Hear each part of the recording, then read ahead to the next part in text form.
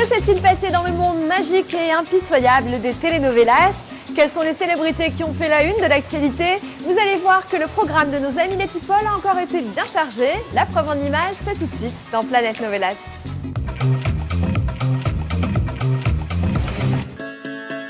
Miami, en Floride. La cité magique est devenue le Hollywood des telenovelas, car c'est ici que se tournent beaucoup des séries que vous connaissez bien, Marina, Portée disparue et bien d'autres encore. Des séries qui s'exportent partout dans le monde, normal donc que l'un des plus importants studios de doublage se soit installé ici. Que ce soit pour Primera Dama ou encore La Reina del Sur, Universal Labs of America s'est spécialisé depuis 8 ans dans le doublage en français des séries sud-américaines. Grâce à Pascale Valli, une comédienne originaire de la Côte d'Azur, nous avons pu pénétrer ce studio de la banlieue chic de Miami. Alors, comment ces comédiens de l'ombre travaillent-ils ? Qui se cache derrière vos héros préférés? Enquête sur l'univers du doublage des telenovelas à Miami. Tu te rends compte? Ça ne lui a pas suffi? Vous ne connaissez pas son visage, mais vous connaissez sûrement sa voix. Pascale Valli interprète en français le personnage d'Estrella Soto dans la série Première Dame. Va finir par devoir démissionner. Allez, hein, on y va, sois pas bête. Et puis t'es toute belle, tu es super belle même. Ne sois pas aussi nerveuse, Paula. Et puis c'est juste une réunion, tu sais. Ok. Allez hop, c'est rien. Dans Première Dame, Pascale Valli prête sa voix française à la mère de l'héroïne, Sabina, une séduisante jeune femme prête à tout pour charmer le candidat à la présidence chilienne et devenir la première dame du pays. Les acteurs ne sont pas des acteurs de seconde zone, voire troisième zone. Ce sont vraiment de grands acteurs que j'ai découverts, qui jouent divinement bien. La seule chose que je reproche dans cette série télé, c'est qu'ils sont très mal habillés. Après s'être imposée en tant que comédienne de doublage en France, Pascale Valli a décidé de tout plaquer il y a 3 ans pour tenter sa chance en Floride. J'avais une amie qui faisait du doublage de novelas et sachant que j'étais comédienne de voix, m'a dit écoute, je vais te présenter à la directrice artistique et tu vas faire un bout d'essai si c'est bon, si ça t'intéresse. Et comme j'avais besoin de bosser et de commencer à gagner des dollars, j'ai dit bah why not. Et dans les locaux du studio, Pascale est désormais comme chez elle. Salut ma Claire, Pascale. La directrice artistique. Comme tous les jours, elle s'installe dans l'une des 4 cabines d'Universal Labs. C'est là qu'elle enregistre les épisodes de Première Dame. Non, nous n'avons pas encore perdu. Non, nous n'avons pas perdu, je ne l'accepte pas. Non, sincèrement, je ne l'accepte pas. Attends que les gens découvrent qu'ils sont réellement. Attends juste, tu verras.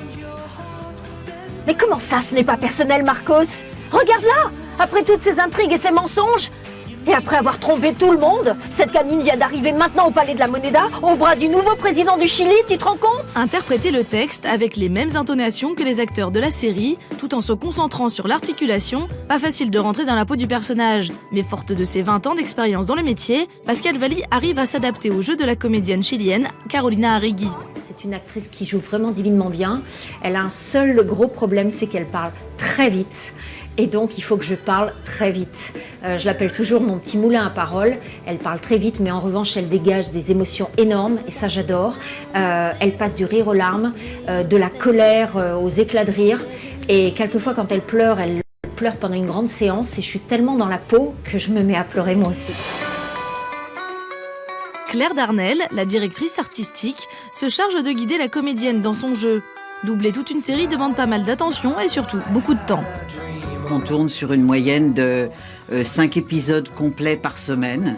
Donc voilà, en faisant le calcul, c'est vrai que ça nous prend plusieurs mois pour faire une série complète. Quand la vérité se saura, elle va devoir démissionner. Non, il va devoir. Sorry. After, tu verras à temps.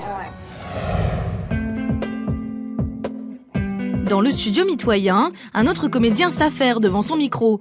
Tanguy Colombel est un Français de 38 ans. Il incarne Mariano, le prétendant malheureux de Sabina. Non, rien de mal, mais... Je suis en train de me dire qu'après tout ce contre quoi on s'est battu, tu veux renoncer à ton mari... Ah bien, d'accord. On se voit très vite dans ce cas. Ciao. Si Tanguy est si à l'aise dans sa cabine, c'est qu'il est loin d'être un débutant. Depuis qu'il a commencé le doublage des telenovelas, il y a 8 ans, ce comédien d'origine bretonne a travaillé sur une vingtaine de séries différentes, avec autant de rôles à endosser. Pour lui, prêter sa voix aux autres demande beaucoup de qualité. Il faut une bonne diction, il faut de l'instinct, il faut apprivoiser son personnage. Et une fois qu'on l'a bien compris, on sait quand il respire, quand il rit, quand il tousse, etc. Et c'est ce genre de choses c'est comme dans du beurre, quoi. C'est extrêmement... c'est même plaisant de faire du doublage, quoi. La vérité, c'est que j'ai été amoureux de Sabina. Et j'étais prêt à m'engager avec elle, mais je me suis rendu compte de qui elle était réellement. Une fois que la voix des comédiens est en boîte, place à l'ingénieur du son. Comme après chaque enregistrement, Michael doit synchroniser les voix françaises avec le mouvement des lèvres des acteurs chiliens.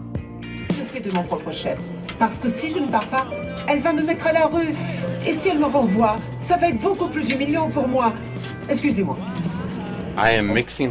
Je suis en train de mixer le dernier épisode. Je prends les voix qui ont été enregistrées et je les ajoute à la musique originale et aux différents bruitages. Surtout, je veille à bien caler les voix par rapport au mouvement des lèvres pour que ce soit diffusable. Après cette étape cruciale, les épisodes sont attentivement vérifiés par notre directrice artistique. On a un contrôle de qualité qui est fait en général, en ce qui concerne en tout cas le français, par mois, pour être sûr qu'il n'y a pas de faute majeure en français, ou que, bon, un contrôle de qualité, un dernier contrôle de qualité, puisqu'il y en a déjà un avant moi. Mais moi, je donne le OK final pour faire partir chez le client correspondant. Voilà. Une fois toutes ces étapes passées, chaque épisode se retrouve sur une cassette. Vous savez maintenant comment les chaînes de télévision peuvent diffuser Première Dame en version française. Je veux savoir si c'est vrai que vous avez détruit son mariage. Non, Estrella. Parce que si c'est vrai, c'est aujourd'hui que se terminent tous ces mensonges.